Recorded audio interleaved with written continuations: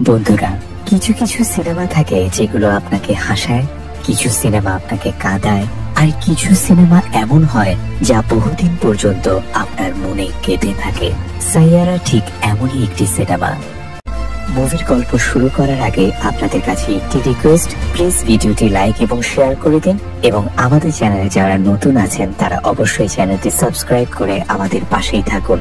তো চলুন মূল গল্প শুরু করা যাক। সিনেমা শুরু হয় বানি বাত্রা নামের এক মেয়েকে দিয়ে, যে দাঁড়িয়ে আছে মুম্বাইয়ের কোর্টে। ওর সমস্ত পরিবারও সেখানে উপস্থিত। সে অপেক্ষা করছে নিজের ফিয়ন্সে মাহেশের জন্য। কিছুক্ষণ পর মাহেশ নিজে না এলেও তার একটি ফোন আসে বানির কাছে। ফোনে মাহেশ জানায় তার শেষ মুহূর্তে প্রমোশন হয়েছে এবং তাকে লন্ডনে পাঠানো হচ্ছে। বানি খুশি মনে জানায় যে এটা তো খুব ভালো খবর, আমরা তাহলে পরে বিয়ে করে নেব।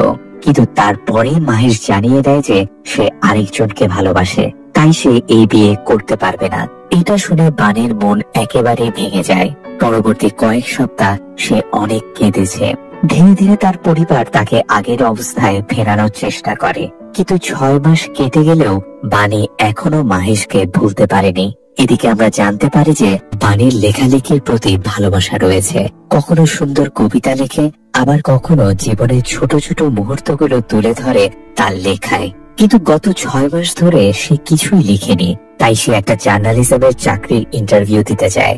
যদিও সে পুরোপুরি উপযুক্ত ছিল না, তবুও অনেক কষ্টে সে চাকরিটা পেয়ে যায়। এই চাকরির মাধ্যমে বানির দেখা হয় ক্রিশ কাপুর নামের একজনের সঙ্গে। ঘটনাটা এমন যে বানি অফিসের বাইরে তার ডায়েরিটা ফেলে আসে। ক্রিশ সেটা খুঁজে পেয়ে তাকে ফেরত দেয় এবং নাম জেনে যায় বানি বাত্রা। অফিসে ঢোকার পরে দেখা যায় ক্রিশ একজন মিউজিশিয়ান এবং সে অফিসের এইচআর কে খুব খারাপ ভাবে মারধর করছে, কারণ এইচআর তার গাওয়া গানে খারাপ রিভিউ দিয়েছিল। এইচআর তার গায়কের কোনো প্রশংসা তো করেনি, বরং তার গ্রুপের অন্য মিউজিশিয়ানদের প্রশংসা করেছে। এতে করে ক্রিশ ভীষণ রেগে যায় এবং এইচআর এর উপরও চড়াও হয়। বানি এই সব কিছু দেখছিল। তারপর ক্রিশ চলে যায় নিজের বন্ধুদের কাছে এবং তাদের সাথেও ঝগড়ায় জড়িয়ে পড়ে, কারণ তার মনে হয় ওর বন্ধুরাই টাকা দিয়ে এমন রিভিউ করিয়েছে যেখানে তার নামই নেই। এর ফলে আজকের শো বাতিল হয়ে যায়, কারণ তার সব ব্যান্ড মেম্বার চলে যায়। কিন্তু ক্রিশ হাল ছাড়ে না। তার একমাত্র বন্ধু কিভি তার পাশেই থাকে।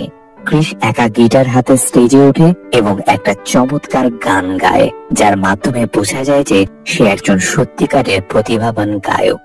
তার দরকার ছিল শুধুমাত্র একটি সুযোগের। কিভি তাকে জানায় প্রিন্স নামের একজন বিখ্যাত র্যাপার একটি ক্লাসিক গান খুঁজছে তার পরবর্তী স্টেজ শো এর জন্য। তাই ক্রিস যোগাযোগ করে প্রিন্সের ম্যানেজার ভিনিতের সঙ্গে। আলোচনা হয় টাকা, কপিরাইট এবং গান গাইবার কৃতিত্বের বিষয় নিয়ে। ভিনিত ক্রিসকে মাত্র 3 দিন সময় দেয়, কিন্তু কিভি বলে 3 দিনে গান তৈরি করা গেলেও লিরিক্স লেখা সম্ভব না। তখনই ক্রিসের চোখ পড়ে বানির দিকে। আসলে বানি সেদিন অফিসে এসেছিল প্রিন্সের ইন্টারভিউ নেওয়ার জন্য, কিন্তু প্রিন্স বড় তারকা হওয়ায় তাকে 2 মাস পরে আসতে বলা হয়। বানি ভেতরে ঢুকতে পারছিল না, তখন ক্রিস তার সাহায্য করে এবং ভেতরে ঢুকিয়ে দেয়। কিন্তু বানির সে ডায়েরি ক্রিসের হাতে পড়ে যায়। ডায়েরির কয়েকটি ছেঁড়া পাতায় কিছু লাইন লেখা ছিল, যেন কিছু কবিতার মতো। সেই লাইনগুলো নিয়েই ক্রিস একটি গান বানিয়ে গেয়ে ফেলে। যদিও এই ছেঁড়া পাতায় মাত্র 2-4টি লাইনে লেখা ছিল, তবুও ক্রিস যখন তা গেয়ে তোলে, প্রিন্স গানটি শুনে মুগ্ধ হয়ে যায়। সে জানায় এই গানটির একটি ফুল ভার্সন সে চায়। তখন ক্রিস বানিকে বলে, তুমি এই গানটা পুরোটা লিখে দাও, আর গানটা রিলিজ হওয়ার আগে সে বানির প্রিন্সের ইন্টারভিউ নেওয়ার সুযোগ করে দেবে, যেটার জন্য বানিও রাজি হয়ে যায়। এরপর রাত থেকেই তারা এই গানের কাজ শুরু করে দেয়। বানি ক্রিসের স্টুডিওতে আসে এবং লিরিক্স লেখার চেষ্টা করতে থাকে, কিন্তু কিছুতেই লিখতে পারছিল না। তার ভেতরে একটি অস্বস্তি কাজ করছিল। ক্রিস অপেক্ষা করছিল কখন সে লেখাটি শেষ করবে। বানি বলে, সব গান হুট করে লেখা যায় না, কিছু বিশেষ গান থাকে যেগুলো লিখতে সময় লাগে। যখন আমরা কোনো সুন্দর গান শুনি, তখন সেই গানের সঙ্গে আমাদের ব্যক্তিগত মুহূর্তগুলো মনে পড়ে। সেই গানগুলো আমাদের মন ছুঁয়ে যায়। কিন্তু এই গান লেখার এত প্রেসার যে আমি লিখতেই পারছি না। এই কথা শোনার পর ক্রিস তাকে নিয়ে যায় একটি ছোট ক্রিকেট কোর্টে। সেখানে সে বুঝিয়ে বলে ক্রিকেটেও চাপ থাকে। ধরো ইন্ডিয়া পাকিস্তান ম্যাচে শেষ বলে 5 রান দরকার, তখন যে ব্যাটসম্যান খেলছে তার উপর কত চাপ থাকে, তবুও সে সেই চাপ সামলে ছক্কা মারে। ক্রিস এসব উদাহরণ দিয়ে বানিকে মোটিভেট করে। বানির মনেও তখন কিছু আইডিয়া আসতে শুরু করে। সে অবশেষে গানের লাইন লেখা শুরু করে, আর যতই সে লেখে ক্রিস সেগুলো সুরে বাঁধে। এভাবে ধীরে ধীরে গানটি প্রায় শেষ পর্যায়ে পৌঁছে যায়। তখনই দেখা যায় ক্রিসের বাবা একজন ভয়ানক মদতি। প্রায় লোকজনের সঙ্গে সে মারামারি করে, আর পুলিশ তাদের বাড়িতে চলে আসে। জানা যায় ক্রিসের মা আর বেঁচে নেই, আর তার বাবা আলাদা থাকেন। তাদের সম্পর্ক ভালো না, তবুও ক্রিস বাবাকে ভালোবাসে, আর এইসব ব্যাপার বানির চোখেও পড়ে। তাই বানি ক্রিসকে নিয়ে বাবাকে একটা রিহ্যাব সেন্টারে নিয়ে যায়। ওই রিহ্যাব সেন্টারের খরচ প্রায় 9 লক্ষ টাকা, কিন্তু ক্রিসের কাছে এত টাকা ছিল না। তাই সে প্রিন্সের ম্যানেজার ভিনিতের সঙ্গে দেখা করে বলে, আমার কোনো কপিরাইট বা নাম চাই না, শুধু অ্যাডভান্সে 9 লাখ টাকা দাও। ভিনিত এতে রাজি হয়ে যায়। এরপর তারা ক্রিসের বাবাকে রিহ্যাবে ভর্তি করায়। এরপর হয় প্রিন্সের স্টেজ শো, কিন্তু সেই গানে কোনো জায়গায় ক্রিসের নাম নেই, না আছে কোনো কপিরাইট। তবুও ক্রিস সেখানে উপস্থিত হয়। অনুষ্ঠান স্থলে অনেক ভিড় ছিল, আর সবাই গানটি খুব পছন্দ করে। সেখানে বানিও আসে, কারণ সে জানতো ক্রিস অবশ্যই আসবে। শো এর মাঝে তারা একে অপরকে খুঁজে পায় এবং জড়িয়ে ধরে, কারণ শুধু তারাই জানে এই গানটার জন্য তারা কত পরিশ্রম করেছে। এরপর থেকে তারা একসঙ্গে জীবন উপভোগ করতে থাকে এবং ধীরে ধীরে একে অপরকে ভালোবেসে ফেলে। কয়েকটা সুন্দর দিন কাটানোর পর ক্রিস একদিন বানিকে নিজের পুরনো বন্ধুদের কথা বলে, যাদের সঙ্গে তার ঝগড়া হয়েছিল কয়েক মাস আগেই। ক্রিস জানায় সে কেবল একজন গায়ক, তার লিরিক্স লেখার জন্য বানি আছে ঠিকই, কিন্তু তার মিউজিক প্লে করার মতো কোনো ক্রু মেম্বার নেই। তখন বানি তাকে মোটিভেট করে। সে বলে, তোমার বন্ধুদের দরকার, ওদের ছাড়া তুমি নিজের জন্য কিছুই করতে পারবে না। এই কারণে ক্রিস তৎক্ষণাৎ নিজের সব পুরনো ব্যান্ড মেম্বারদের কাছে গিয়ে তাদের কাছে ক্ষমা চায়। সে বলে, এবার আমরা এমন কিছু করব যা অনেক বড় হবে, কারণ আমাদের কাছে এমন কিছু আছে যার মাধ্যমে আমরা অনেক ভালো গান তৈরি করতে পারবো। এরপর থেকে বানি ব্যান্ডের সঙ্গে কাজ শুরু করে এবং সে দারুণ সব লিরিক্স লেখা শুরু করে দেয়। এখন তারা মিলে গান তৈরি করতেও শুরু করে দেয়। এই নতুন গানের জন্য ক্রিস ও তার টিম খুব পরিশ্রম করে। অবশেষে গানটি যখন রেকর্ড করে ইউটিউবে আপলোড করা হয়, তখন সেটি প্রথম দিনেই ভাইরাল হয়ে যায় এবং এই সাফল্যের পুরো কৃতিত্ব যায় বানির ঝুলিতে। কারণ গান তো আগেও বানাচ্ছিল তারা, কিন্তু ভাইরাল হতো না, তাদের ভালো লিরিক্স রাইটার ছিল না। এখন বানির লেখা গান ভাইরাল হয়, তারা সবাই আনন্দে উৎপেল হয়ে পড়ে। বানি আর ক্রিস তখন একে অপরের আরো কাছাকাছি চলে আসে, আবেগে একেবারে সংযুক্ত হয়ে পড়ে। একদিন যখন ক্রিস বানিকে তার বাড়ি পৌঁছে দিতে আসে, তখন বানির পরিবার তাদের একসঙ্গে দেখে ফেলে। তারপর বানির মা প্রচন্ড রেগে গিয়ে বানিকে বকাঝকা করে, কারণ কয়েক মাস আগেই সে ডিপ্রেশনের মধ্যে দিয়ে গেছে। বানির মা জানায়, যখন তুমি ডিপ্রেশনে ছিলে তখন পুরো পরিবার তোমার সঙ্গে কষ্ট পেয়েছে। এবার যদি তুমি আবার কোনো ভুল সিদ্ধান্ত নাও, তবে আমরা কেউ আর সেটা নিতে পারবো না। এই কথাগুলো ক্রিসও শুনে ফেলেছিল, কারণ সে বানির ব্যাগ ফেরত দিতে এসেছিল। সে সব কথা শুনে স্তব্ধ হয়ে যায়। অন্যদিকে এত সব কথা শুনে বানি জ্ঞান হারিয়ে ফেলে। তাকে সঙ্গে সঙ্গে হাসপাতালে নিয়ে যাওয়া হয়। ক্রিসও ছুটে আসে হাসপাতালে, কিন্তু বানির মা তখনও রেগে আছে। তিনি ক্রিসকে বলেন, তুমি যদি ওকে সত্যিই ভালোবাসো তাহলে বিয়ে করো, না হলে পুরোপুরি তার থেকে দূরে সরে যাও। এবার কিন্তু আমি আর কিছু সহ্য করব না। এই কথা শুনে ক্রিস হাসপাতালে বাড়ির সামনে এসে বলে, চলো আমরা বিয়ে করি। কিন্তু বাড়ি তখন বলে, বিয়ে এত সহজ নয়, এটা অনেক বড় একটা দায়িত্ব। এখন তোমার সুপারস্টার হওয়াটা জরুরি। বিয়ে তো আজকাল যে কোনো সময় করা যায়, কিন্তু তোমার স্বপ্নগুলো পূরণ হওয়া দরকার। আমি চাই না তুমি তোমার স্বপ্নের জায়গায় আমাকে বসাও, কারণ তোমার ভবিষ্যৎ অনেক উজ্জ্বল। এরপর 2 দিন পর বানি হাসপাতাল থেকে ছাড় পায়, সে সুস্থ হতে থাকে। অন্যদিকে ক্রিস যায় গোয়া তার বন্ধুদের সঙ্গে, কারণ তারা একটি ট্রাভেল ভিডিও শুট করতে যাচ্ছিল।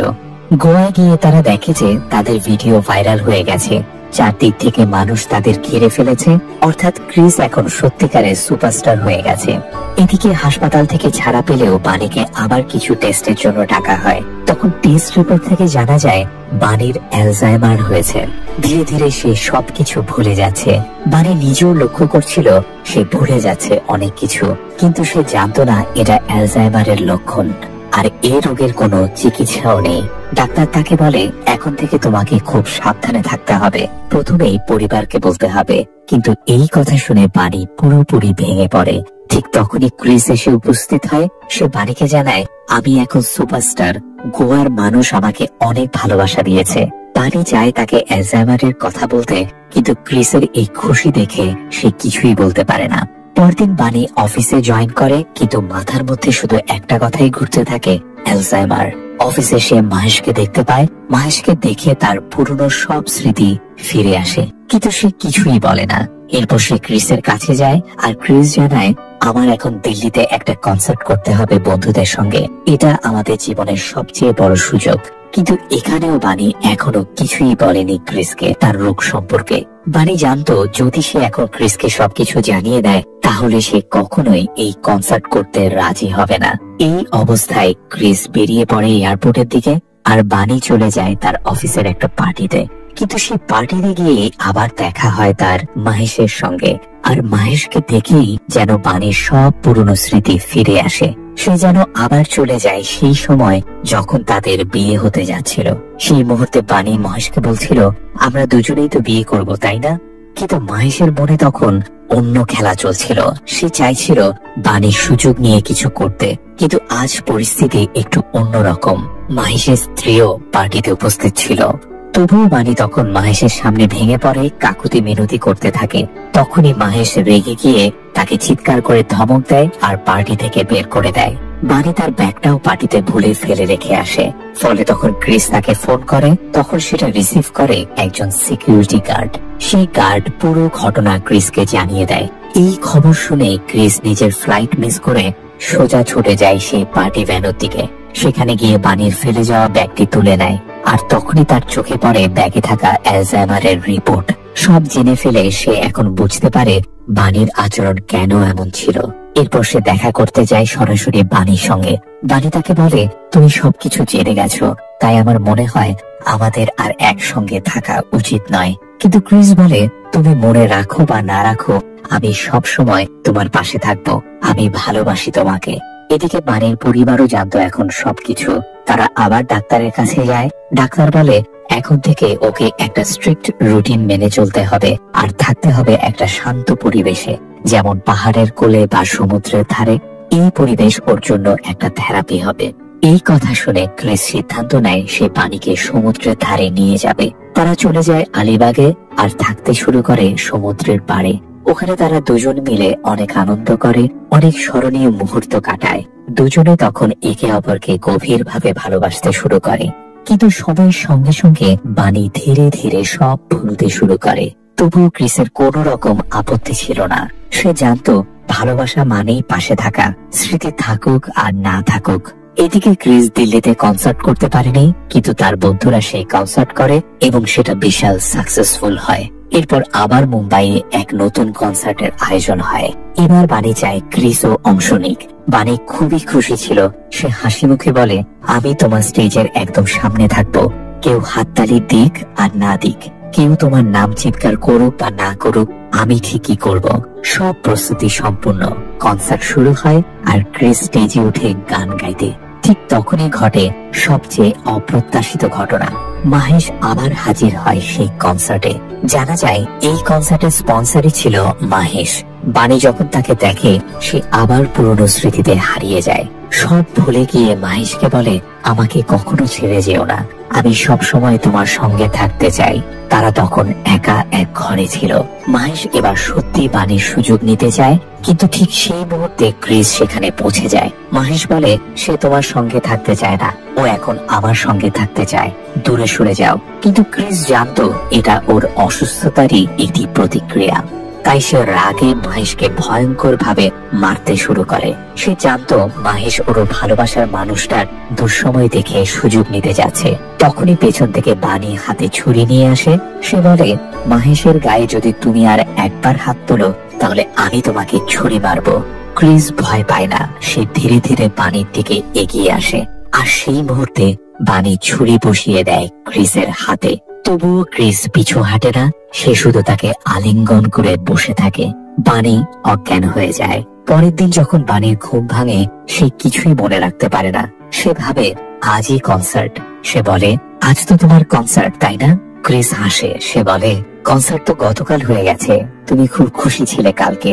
তারপর সে বলে, একটা ছেলে তার গার্লফ্রেন্ডের সঙ্গে রাগ করে বসে আছে, এমন একটা গান দাও যাতে সে আবার ফিরে আসে। বানি তখন একটা গান লিখে দেয় আর বলে, যে কেউ যদি রাগ করে থাকে, এই গানটা শুনলে সে দৌড়ে চলে আসবে তোমার কাছে। কিন্তু গতকালের ঘটে যাওয়া ঘটনাগুলোর জন্য ক্রিসের ক্রু মেম্বারদের অনেক কিছু শুনতে হয়েছিল। তাই সে তাদের কাছে ক্ষমা চাইতে যায় এবং বলে যে বিনীত স্যারকেও সরাসরি গিয়ে ক্ষমা চাইবে, যাতে উনি কনসার্ট করার অনুমতি দেন। কিন্তু তখন ক্রু মেম্বাররা বলে, এই কনসার্ট আমরা সবাই মিলে করব, না হলে কেউ করব না। তুই অনেক বদলে গেছিস। আমরা আগে সেই ক্রিস কাপুরকে চাই যে সেলফিশ ছিল, রেগে যেত আর সব সময় অ্যাটিটিউডে থাকতো। এরপর ক্রিস আবারও বানির সঙ্গে দেখা করতে যায়, কিন্তু দেখে বানি বাড়িতে নেই। পুরো ঘর খুঁজে দেখে, এমনকি সমুদ্রের ধারে গিয়েও দেখে, কিন্তু কোথাও নেই। এতে সে খুব টেনশনে পড়ে যায়। এই খবর সে বানির পরিবারকেও জানায়। তারা পুলিশের কাছেও অভিযোগ করে। 2-4 দিন কেটে যায়, কিন্তু বানির কোনো খোঁজ পেলে না। তারা অনেক পুলিশ অফিসারের সঙ্গে কথা বলে, কিন্তু পুলিশ বলে 2 মাস ধরে আমরা তদন্ত করছি, কিন্তু যারা নিখোঁজ হয় তাদের খুঁজে পাওয়ার সম্ভাবনা খুবই কম। এইভাবে একটা বছর কেটে যায়, কিন্তু এখনো ক্রিস বানিকে খুঁজে পায়নি। সে এখনো বানিকে ভুলতে পারেনি। আগের মতোই গভীরভাবে সে বানিকে ভালোবাসে। বানি নিখোঁজ হওয়ার আগে একটা গান লিখে গিয়েছিল। সেই গান দিয়েই ক্রিস কাপুর হয়ে ওঠে ভারতের সবচেয়ে বড় সুপারস্টার।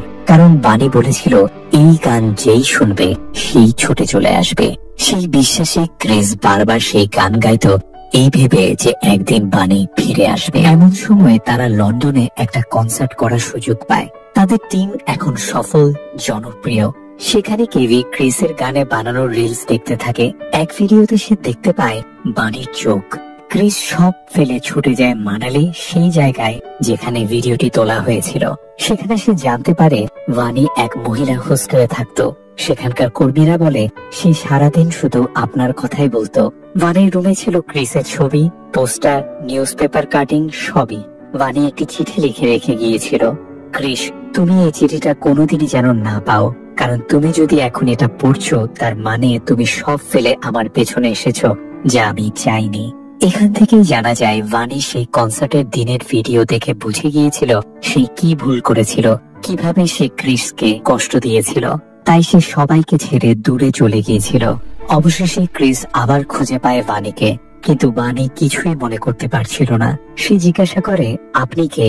ক্রিস বলে, আমি একজন গায়ক, কিন্তু অনেকদিন ধরে কোনো গান বানাতে পারছি না, আমার কাছে শব্দই নেই। বানি বলে, আমিও অনেকদিন ধরে লিখতে চাইছি, কিন্তু কিছু লিখে উঠতে পারছি না। তখন ক্রিস বলে, আমি বুঝি, একা ঘরে বসে গান লেখা যায় না। যে গান হৃদয় ছুঁয়ে যায় তা বিশেষ মুহূর্তে লেখা হয়, এভাবে না। এরপর ক্রিস বানিকে নিয়ে যায় আবার সেই পুরোনো দিনের মতো তার সামনে ক্রিকেট খেলতে শুরু করে, যাতে তার স্মৃতি ফিরে আসে। বানি কিছুই মনে করতে পারছিল না। ক্রিস বারবার চেষ্টা করতে থাকে। শেষে এক সময়ে বানি বলে ওঠে, ক্রিস কাপুর। তার সব মনে পড়ে যায়। বানি বলে, I love you Chris Kapoor. এরপর তারা একসাথে কনসার্টে যায়। বানি ও ক্রিস বিয়ে করে ফেলে। এখন বানির ডায়েরিতে লেখা থাকে তাদের দুজনের সুন্দর স্মৃতি। আর এভাবেই এই সুন্দর লাভ স্টোরিটি শেষ হয়। তো বন্ধুরা, এই ছিল সাইয়ারা মুভির গল্প। আশা করি আপনাদের এই রোমান্টিক গল্পটি ভালো লেগেছে। যদি আমার ভিডিও এক্সপ্লেনেশন আপনাদের ভালো লেগে থাকে, তাহলে ভিডিওটি লাইক এবং শেয়ার করে দিন এবং আমাদের চ্যানেলটি সাবস্ক্রাইব করে আমাদের পাশেই থাকুন, কারণ আমরাই একমাত্র এই ধরনের ইন্টারেস্টিং ভিডিও নিয়ে আসি। ধন্যবাদ।